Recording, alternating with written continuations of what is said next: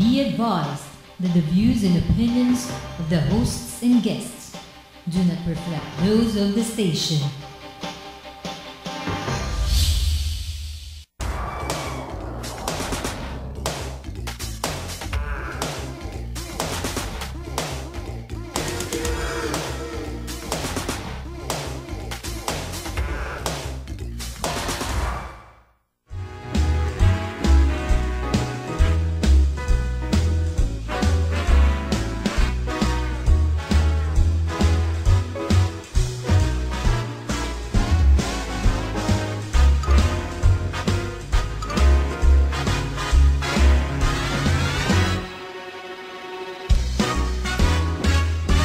Good morning. Welcome to ExPat InSights. I'm your host Raju Mandhyan. Here at ExPat InSights, we take external views of internal successes by foreigners, expats, and immigrants who have made Philippines their home and are doing good in the Philippines, either in business or society. This Friday morning on ExPat InSights, we have a very special guest, and this gentleman has been in the country for 15 years, and he's from the Netherlands, Dutch, Holland to be proper. Yes. And then 15 years in this country. He came in as a diplomat, then he was head of the Asia Society for a while. Currently, he's just an ordinary citizen, but has written a book called Torn Between Two Lovers. And our guest, Mr. Theo Arnold, he'll tell us a lot more about his book, the purpose, the meaning, and the story that lies in the book, Torn Between Two Lovers. Let's welcome Mr. Theo Arnold to ExPat InSights. Welcome, Sir Theo Arnold. Thank you, Raju. Thank you for having me. Sir, it's a pleasure to have you here. You know, I have seen you move around the Philippine society for the last 15 years and, you know, I mean, changing things a bit by bit. So, but before we start about what you are creating for this country, can you tell us a bit about your background and your first touch with Philippines? Let me start with saying, Raju, that my heart goes out to the victims of the recent storm. It's really a human tragedy which unfolds for us in pictures, not only on national TV, but also by the international media, CNN and BBC World. But the positive thing is, I think, the compassion shown by the international community in this, and the humanitarian aid which is coming and entering the country. Well, you asked me to say something. Well, I know. I'd like to add to what you just said, because a wise old man once said that when somebody gets wounded across the world, you know, like it happened in September 2001, 9/11, right?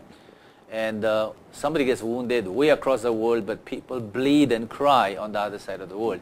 So I know what has happened in the Philippines, and I think the rest of the world is crying, if not bleeding, and even if they are crying, we are all helping out. It's a beautiful thing that's happening after the disaster that has occurred, and let's maybe condolences from us to the community. Yes, absolutely. Yeah.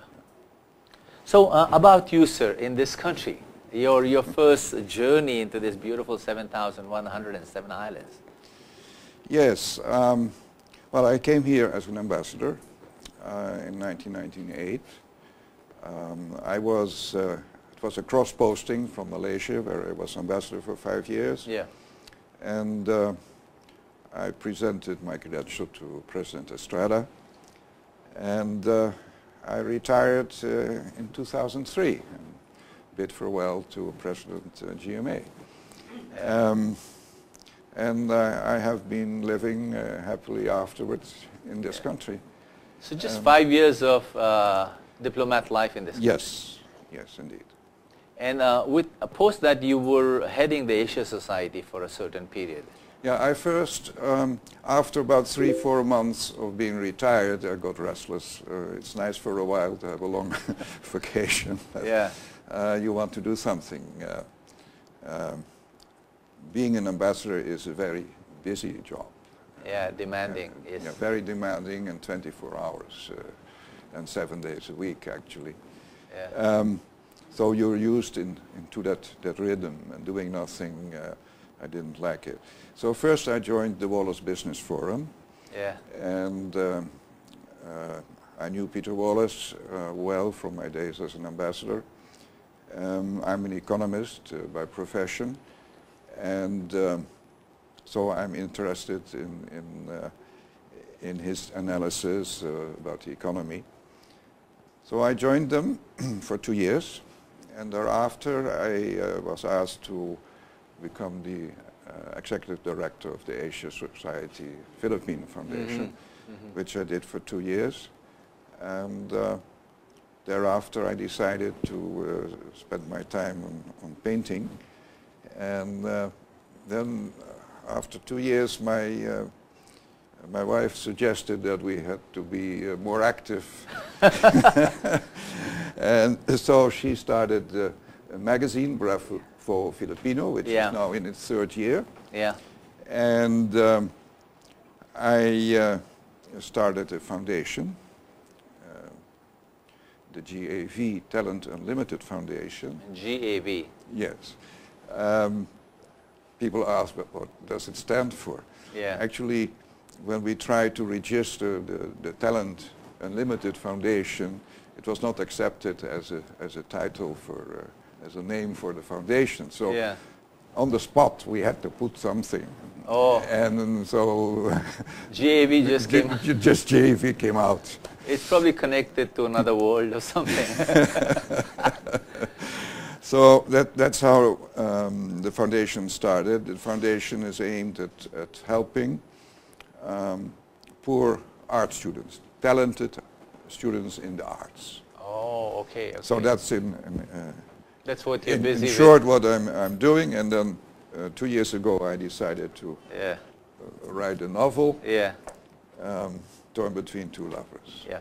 So I know I can sense that you're excited to talk to me about this book and what it contains. It's a great little cover and a title.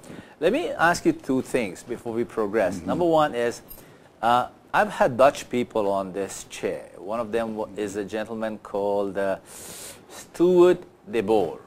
He's a friend of mine. He's in his 80s. He's not keeping well, but he's a very nice man. That's one question on my mind. The question on my mind is, where does Filipino-Dutch relationship stand today? How are we doing? I mean, what's going on between the Netherlands and the Philippines? Are we trading a lot? Are we partnering? Are we building something between us? Are we creating a flyover from here to Amsterdam? Well, for a very long time, KLM Royal Dutch Airlines was the only European airline left who flew to Europe. Yeah, okay. For many years. Yeah. So the Netherlands is very much a gateway to Europe. That's how we sell our country also with Rotterdam.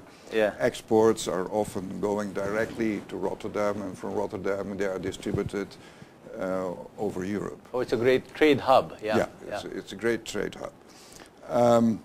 So our trade is rather important. I don't have the recent figures, but it's important. The Netherlands is also an important investor because of Royal Dutch Shell. Unilever is also Anglo-Dutch. We have Philips, and we have lots of smaller corporations and business in the country. So we have a very good trade relationship. We have a special relationship in the maritime sector. Yeah, because you're close to all the Nordic countries there. Yes, but we have many Filipino seamen working on Dutch ships. Yeah. And we have, so to speak, institutionalized that to make it easier to accept those who have graduated from maritime schools. So there is a close cooperation between the two governments to facilitate Filipino seamen with the commitment of the Dutch government to accept Filipino seamen. We focus on the Filipino seamen. So after OFWs and after the BPOs, I think this is the 3rd biggest income generating source for the Philippines, no, to its GDP. The one question before we talk about this book here is you mentioned that you created a foundation, and you mentioned a wife, and you mentioned a book here, no? My question is, what has kept you in this country? I mean, what part of this country, what aspect of this country got you by the heart and grounded you here? First of all, the climate. Okay, yeah, okay. Makes sense, you know. The cloudy and depressing climate of my country, with long winters and so on. Yeah. It makes me happy to see blue sky and the sun. That's number one. And I think number two is the living environment. It's a Christian environment, basically, right. which makes it easy for a foreigner and European to fit in. Right. Easier than in Thailand or in Thailand or Malaysia or whatever. So in terms of adaptation, it's much easier. Mm-hmm. And then third, if it's your last posting, you are already part of the country. You feel already at home, or you don't. You use up the gas in your tank. Yeah. So it's easy, and then yes, my wife. Those are your reasons. Yes. And you have a lovely Filipino wife. You'll tell her about it. Huh? So, Mr. Arnold, should I call you Mr. Arnold? Because people call you, people still call you Ambassador well, Theo. that's the custom in this country. Yeah, I know. We use a title. Yeah, you use the title. The title is forever. Yeah, the title's forever. There's the hierarchical system. Yeah. So I'm going to take a break right after I introduce the book. Then we'll come and talk about the book. So, ladies and gentlemen, I've read this book. Can you zoom in on this for a minute? Yeah. It's a book. It's got a very interesting title, Torn Between Two Lovers, and written by Ambassador Theo Arnold. I read the book, and my first impression was it's a book that's creatively written about political situations or his love between the Netherlands and the Philippines, but I must tell you, it is a supremely creative book, and it is really a love story with a little dose of wisdom in it. So we'll take a little break right now, and we'll come back and talk to Ambassador Arnold, Theo Arnold, and we'll come back and talk about this book right after the break. So let's take a 1-minute break, and we'll spend the next 20-30 minutes talking about this book. Stay watching. I'm your host, Raju Mandhyan, and this is ExPat InSights. We'll come back at you right after the break. Rolly, sorry, 10 minutes lang ba?